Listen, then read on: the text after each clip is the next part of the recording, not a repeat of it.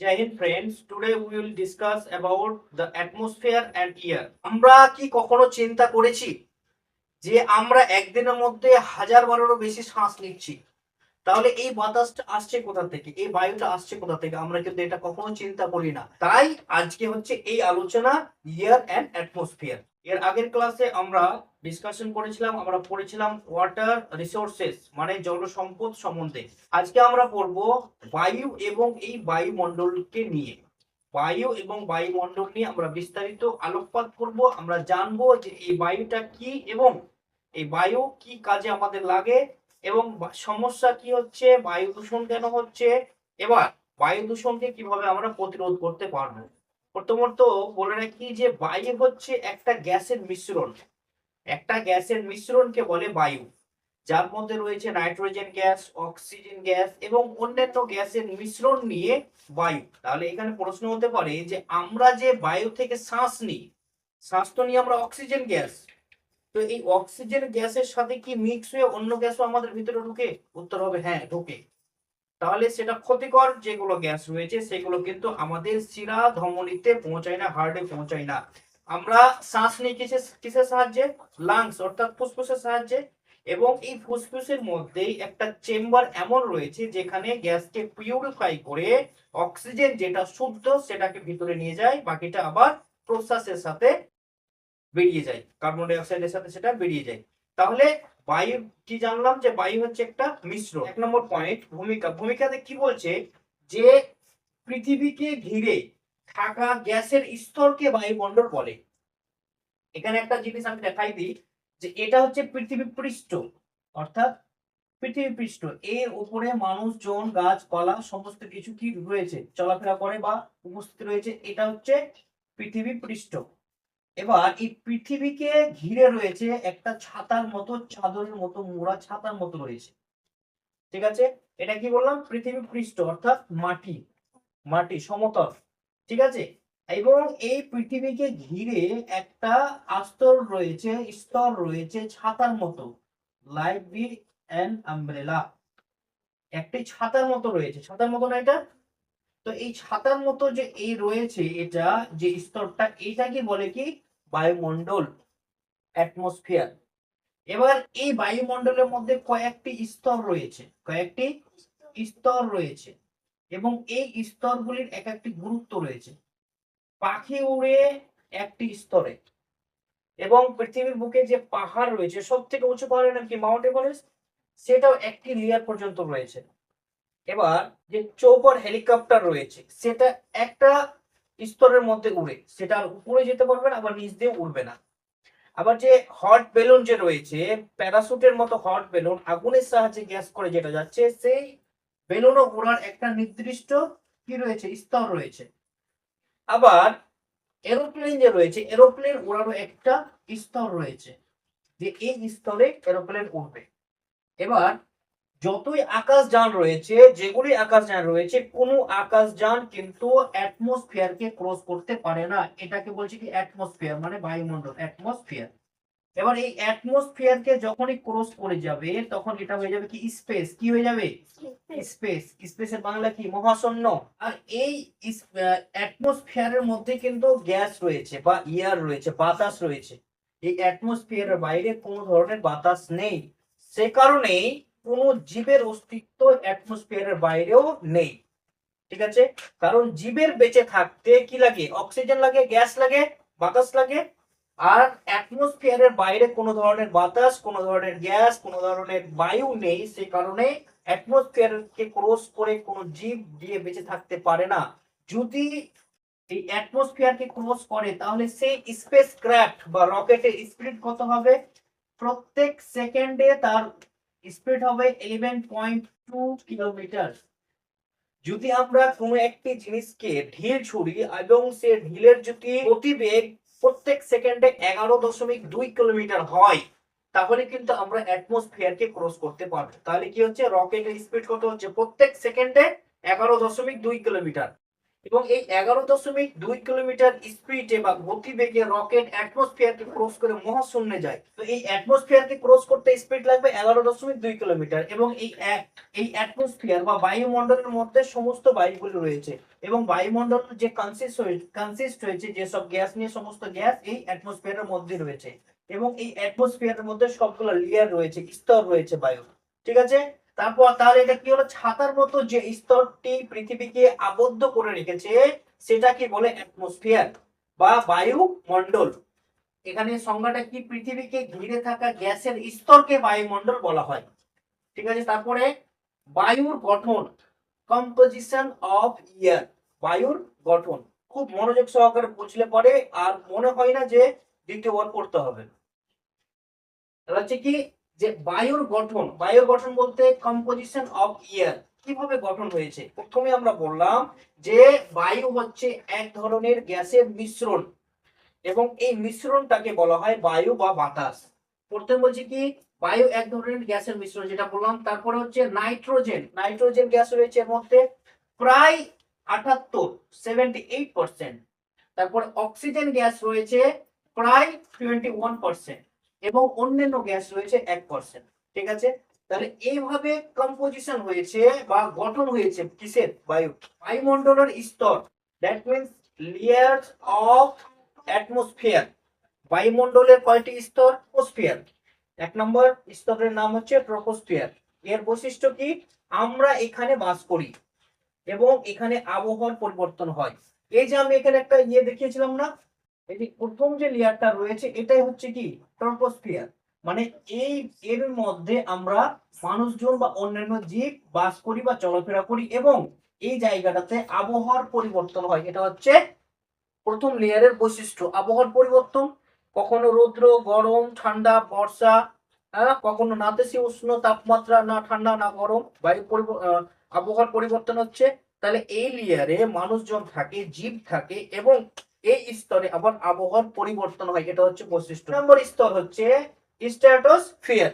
স্ট্র্যাটোস্ফিয়ারের বৈশিষ্ট্য কি, ওজোন স্তর থাকে এখানে। এখানে ওজোন স্তর থাকে, মানে স্তরের মধ্যে এগুলো তো আমরা প্রধান স্তরের কথা জানছি, এর মধ্যে একটা স্তর থাকে, সেটা হচ্ছে ওজোন স্তর। একটা বৈশিষ্ট্য। আর একটা বৈশিষ্ট্য কি, সূর্যের যে ক্ষতিকর রশ্মি বা সূর্যের যে একটা ক্ষতিকর আলো রয়েছে সেটাকে পৃথিবীতে আসতে বাধা দেয় এই স্তরটি। এবং পৃথিবীতে জীবের জন্য ক্ষতিকর যে সূর্যের আলো বা রশ্মি রয়েছে সেটাকে বাধা দেয় এই স্ট্র্যাটোস্ফিয়ার স্তরটি। ঠিক আছে। তারপর হচ্ছে মেসোস্ফিয়ার বা থার্মোস্ফিয়ার। এই কয়টা হচ্ছে, এই তিনটা হচ্ছে প্রধান প্রধান স্তর বায়ুমণ্ডলের। ঠিক আছে। এর কি লেয়ার্স, মানে স্তর স্তর কয়টা, ট্রপোস্ফিয়ার, স্ট্র্যাটোস্ফিয়ার এবং আদার্স, অন্যান্য স্তরগুলি রয়েছে। তাহলে আমরা প্রধানটা জেনে নিলাম। তারপরে অপশন বলছে কি, বায়ুর গুরুত্ব, that means what is the importance of air. বায়ুর কি গুরুত্ব রয়েছে। প্রথমত বায়ু না হলে জীব বাঁচতে পারে না। প্রথমত হচ্ছে কি, বায়ু না হলে জীবের অস্তিত্ব নেই, জীব বাঁচতে পারে না। কেন বায়ু গুরুত্বপূর্ণ, এক নম্বর হচ্ছে শ্বাস প্রশ্বাসের জন্য দরকার, তারপরে গাছপালা খাদ্য তৈরি করে সেই জন্য দরকার, এবং আবহাওয়াকে নিয়ন্ত্রণ রাখে সেই জন্য দরকার। যদি আমরা এক কথাই বলি, নো এয়ার নো লাইফ। প্রথমত কি বলছে বৈশিষ্ট্য, শ্বাস প্রশ্বাসের জন্য দরকার। এই যে আমরা শ্বাস নিচ্ছি এবং প্রশ্বাস ছাড়ছি, তার জন্য বায়ুর প্রয়োজন। শ্বাস নিচ্ছি, কোন গ্যাস নিচ্ছি, আমরা অক্সিজেনটাকে ভিতরে নিচ্ছি, এবং সেই অক্সিজেনকে আমরা দূষিত করে কার্বন ডাই অক্সাইড দূষিত গ্যাস আবার বের করে দিচ্ছি বাতাসের মধ্যে। এবার এই যে গাছপালা ফটোসিনথেসিস মানে হচ্ছে সালোক সংশ্লেষ। গাছ যে খাদ্য তৈরি করে, এই পুরো প্রক্রিয়াটা বা হোল প্রসেসটাকে বলা হয় ফটোসিনথেসিস বা সালোক সংশ্লেষ। কিভাবে, একটা প্রকাণ্ড গাছ রয়েছে, সেই প্রকাণ্ড গাছ মাটি থেকে তার শিকড়ের মাধ্যমে কি সংগ্রহ করে, জল এবং খনিজ পদার্থ সংগ্রহ করে, এবং সেটা কাণ্ডের মাধ্যমে শাখা প্রশাখার মধ্যে পৌঁছায়, এবং শাখা প্রশাখা সেটাকে বহন করে নিয়ে যায় পাতার মধ্যে। এবং গাছের রান্নাঘর বলা হয় পাতাকে, কারণ গাছের সবুজ অঙ্গে অর্থাৎ পাতাতে থাকে ক্লোরোফিল, এবং এই ক্লোরোফিল সূর্য থেকে তাপমাত্রা নেয়, বায়ু থেকে দূষিত গ্যাস নেই এবং খনিজ পদার্থ শিকড়ের মাধ্যমে আসলো এবং সবগুলো একত্রিত হয়ে যখনই সূর্যের আলো আসে ক্লোরোফিলের মুখ খুলে যায় এবং ক্লোরোফিল এই খাদ্য রান্না করে, গাছের জন্য খাদ্য রান্না করে এবং আবার খাদ্য যখন রান্না হয়ে যায় আবার পালার মাধ্যমে গাছের বিভিন্ন অঙ্গে বা সর্বাঙ্গে খাদ্য পৌঁছে যায় এবং যেটা বেঁচে যায় সেটা শুদ্ধ করে আমাদের বাতাসের মধ্যে দিয়ে দেয় জীবের জন্য, যে জীব যেন এটাকে অক্সিজেন রূপে গ্রহণ করতে পারে। তাহলে কি হলো, শ্বাস প্রশ্বাসের জন্য, গাছের খাদ্য তৈরি করার জন্য এবং আবহাওয়াকে নিয়ন্ত্রণ রাখার জন্য। এই যে আমরা বিষাক্ত বিষ করে ফেলেছি আবহাওয়াকে, কিসে কিসে, এই যে এতগুলো কলকারখানা, তারপরে আমরা এত জনগোষ্ঠী এবং আমাদের আচরণ, আমরা যে প্রকৃতিকে ভালোবাসছি না, প্রকৃতির যত্ন নিচ্ছি না, এতে প্রকৃতি বিষাক্ত হয়ে গেছে এবং এই বিষাক্ত প্রকৃতিতে নিয়ন্ত্রণ করার জন্য সব থেকে বেশি যেটা প্রয়োজন সেটা হচ্ছে বায়ু। আর সেটা বায়ু শুদ্ধ হবে একমাত্র গাছ লাগানোর পরে বা গাছের কারণে, সেটা আমরা আগামীতে জানছি অন্য একটা পয়েন্টে। তাহলে গুরুত্বটা হচ্ছে কি, শ্বাস প্রশ্বাসের জন্য, গাছের খাদ্য তৈরি করার জন্য এবং আবহাওয়াকে নিয়ন্ত্রণ করার জন্য। যদি আমরা সংক্ষেপে এটা বলি, শর্ট করে এটা বলি, নো এয়ার নো লাইফ, মানে বায়ু না থাকলে জীবের অস্তিত্ব থাকবে না। তারপরে অপশন বলছি কি, সমস্যা। সমস্যা মানে সমস্যা, এয়ার পলিউশন। কিভাবে সমস্যা বাড়ছে, বায়ু দূষণের কারণ মানুষ কিন্তু মেন। আমরা প্রকৃতি আমাদের দিয়েছে বায়ু আমাদের সুবিধার জন্য, আমাদের বেঁচে থাকার জন্য, কিন্তু এই বায়ুকে দূষণ করার সব থেকে বড় ওস্তাদ হচ্ছে আমরাই। এই যে গাড়ির ধুঁয়ো, কারখানার ধুঁয়ো, প্লাস্টিক পোড়ানো, অতিরিক্ত গাড়ি ব্যবহার করার প্রয়োজন নেই তবু আমরা করি না? এই যে এখন ইলেকশনের সময় কত গাড়ি নেতারা নিয়ে বেড়াচ্ছে, এতে কি দূষণ হচ্ছে না? পরিবেশ দূষণ হচ্ছে, বায়ু দূষণ হচ্ছে এবং এই দূষণটা সম্পূর্ণ ডাইরেক্টলি মানুষের হেলথের উপরে আসছে, মানুষের শরীরের উপরে আসছে। আমরা সেটা বুঝতে পারছি না, শুধু ডক্টরের কাছে গিয়ে গাদা গাদা ওষুধ খাচ্ছি আমরা এবং এই ওষুধ খেয়ে আবার ওষুধের যে পার্শ্ব প্রতিক্রিয়া, সাইড ইফেক্ট, ওটাতে আবার আমাদের আরো ইফেক্ট করে ফেলছে, আমরা বুঝতে পারছি না। তাহলে আমরা আমাদের শরীর নিজের হাতেই নষ্ট করছি, ডাইরেক্টলি বা ইনডাইরেক্টলি, আমরা কিন্তু বুঝতে পারছি না। এই যে আবহাওয়া দূষণ করছি, বিষ দিচ্ছি, আমরা পলিউশন করছি, এই পলিউশনের মধ্যে আমরা থেকে আবার সেটাকে ইনহেল করছি, সেটা ব্যবহার করছি এবং আমরা দুর্বল হয়ে পড়ছি, আমাদের শরীরের মধ্যে অসুখ জন্মাচ্ছে। এখানে বলছে কি, কারখানার ধোঁয়া, এই যে যতগুলি ফ্যান্সি ফ্যান্সি ফ্যাক্টরিজ রয়েছে বা ফ্যান্সি ফ্যান্সি প্রোডাক্ট আমরা ইউজ করি না, অনেক দামি, এক্সপেন্সিভ, অনেক সুন্দর সুন্দর আমরা প্রোডাক্ট ইউজ করি এবং সমস্ত প্রোডাক্ট ইউজ করতে কিন্তু আগুনের প্রয়োজন পড়ে এবং আগুন যদি জ্বলে তাহলে সেখান থেকে ধোঁয়া বের হবেই। বড় বড় কলকারখানা, ইট ভাটা এবং বড় বড় কলকারখানার মধ্যে বড় বড় চিমনি লাগানো থাকে, সেই চিমনি থেকে যে ধোঁয়া বের হচ্ছে সেটা বিষাক্ত ধোঁয়া। সেই বিষাক্ত ধোঁয়া বায়ুর মধ্যে গলে যাচ্ছে এবং সেই বায়ু আমরা ইনহেল করছি, শ্বাস নিচ্ছি এবং প্লাস্টিক পোড়াচ্ছি।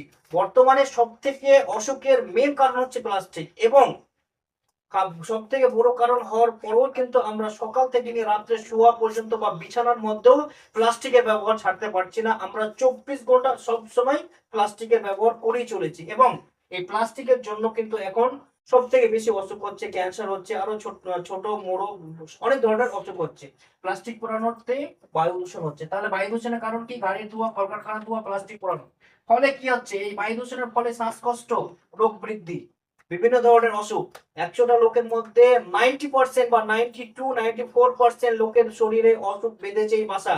একমাত্র এর কারণ আমরা জলকে দূষণ করে ফেলেছি, আমরা খাদ্যের মধ্যে ভেজাল করে ফেলেছি, আমরা ভূমিকে দূষণ করে ফেলেছি, আমরা বায়ুকে দূষণ করে ফেলেছি এবং এই সবগুলো দূষণ হচ্ছে বিষ। আর এই বিষ করে আমরা ডাইরেক্টলি বা ইনডাইরেক্টলি আমাদের শরীরের মধ্যে নিয়ে যাচ্ছি। তাহলে কি আমরা অসুস্থ হবো না? তাহলে অসুস্থ হওয়ার পিছনে আমরাই হচ্ছে কারণ।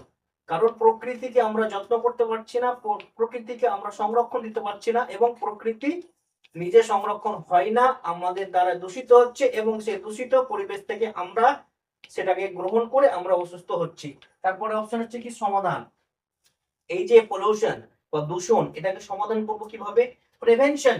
কিভাবে সমাধান হবে, কিভাবে বায়ু রক্ষা করব? বায়ু রক্ষা করার একটাই কারণ হচ্ছে, একটাই মাধ্যম হচ্ছে সব থেকে বেশি বেশি গাছ লাগানো। সব থেকে উত্তম পন্থা, সব থেকে উত্তম পন্থা। কিন্তু এখন গাছ লাগাবে কি, বন জঙ্গল কেটে সেখানে কমপ্লেক্স বানাচ্ছে, কি শপিং কমপ্লেক্স, কি হবে, ওখানে গিয়ে আরো লোকের জমাট হবে, আরো সেই জায়গাটা বিষক্রিয়া হবে। তাহলে বেশি বেশি গাছ লাগালে আমাদের পরিবেশ শুদ্ধ হবে, কিন্তু এখন জঙ্গল বা গাছকে কেটে সেখানে ফ্ল্যাট বানানো হচ্ছে, সেখানে ইন্ডাস্ট্রিয়াল এরিয়া বানানো হচ্ছে। তাহলে পরিবেশ দূষণ হওয়ার জন্য আমরাই কারণ। তারপর হচ্ছে কি দূষণ কমানো, দূষণ কমাতে হবে। আমরা যেন বজ্র পদার্থ যেখানে সেখানে নিক্ষেপ না করি, ফ্যাক্টরি থেকে যে দূষিত গ্যাস বেরোচ্ছে সেটা আমরা যদি কমিয়ে দিই তাহলে পরিবেশ দূষণ ভালো হয়ে যাবে, পরিবেশ দূষণ কম হবে, এয়ার পলিউশনটা কম হবে, এয়ার কোয়ালিটি ভালো হবে। বর্তমানে ভারতের মধ্যে সব থেকে এয়ার কোয়ালিটি খারাপ রয়েছে দিল্লির রাজধানী আমাদের দেশে, সেখানকার এয়ার কোয়ালিটি সব থেকে খারাপ। তাই সেখানকার লোকের ম্যাক্সিমাম লোকের শ্বাসকষ্টের অসুখ এবং আস্থামা, এবং ছোট বাচ্চাদেরও আস্থামা ধরে নিয়েছে একমাত্র ওয়েদার বা আবহাওয়ার কারণে। আর এর জন্য দায়ী কিন্তু আমরা নিজেই, মানুষই, জনগণ দায়ী। অতিরিক্ত গাড়ি ব্যবহার করার কি প্রয়োজন? একটা বাড়িতে 3টা গাড়ি কি প্রয়োজন? একটা গাড়ি যদি আমরা রাখি তবু আমাদের জীবিকা নির্বাহ হবে। প্রয়োজন মতো গাড়ি ব্যবহার করো, অতিরিক্ত ব্যবহার দরকার নেই, ব্যবহার কমিয়ে দিতে হবে, কারণ পরিবেশকে রক্ষা করতে হবে। তো তাহলে আমরা যদি চাই তাহলে পরিবেশকে রক্ষা করতে পারবো, এয়ার কোয়ালিটি ভালো করতে আমরাই পারবো। তারপর একটা বলছি কি পাবলিক ট্রান্সপোর্ট ইউজ করো, সাইকেল চালাও, যেখানে ফিউল ইউজ হচ্ছে না, যেখানে ধোঁয়া হচ্ছে না সেই সব ইঞ্জিন ব্যবহার করতে হবে, যাতে করে পরিবেশ শুদ্ধ থাকে। তারপর হচ্ছে কি এই সংক্ষেপ হচ্ছে সেভ এয়ার সেভ লাইফ, বাতাসকে বাঁচাও তাহলে জীবন বাঁচবে। কনক্লুশন, এই অধ্যায়ের মধ্যে আজকে আমরা কি শিখলাম? আজ আমরা কি শিখলাম? বায়ু কি, কম্পোজিশন মানে বায়ুর গঠন, তারপরে লেয়ার্স বায়ুর স্তর, তারপরে ইম্পর্টেন্স বায়ু গুরুত্ব, তারপরে পলিউশন বায়ু দূষণ, এবং প্রিভেনশন বায়ুকে কিভাবে আমরা শুদ্ধ করতে পারি, কিভাবে আমরা এই দূষণ থেকে বাঁচতে পারি। তাহলে এটাই হচ্ছে আজকের ক্লাস। আজকের ক্লাস এই পর্যন্তই, আবার পরবর্তী ক্লাসে আমরা একটা নতুন টপিক নিয়ে আসবো।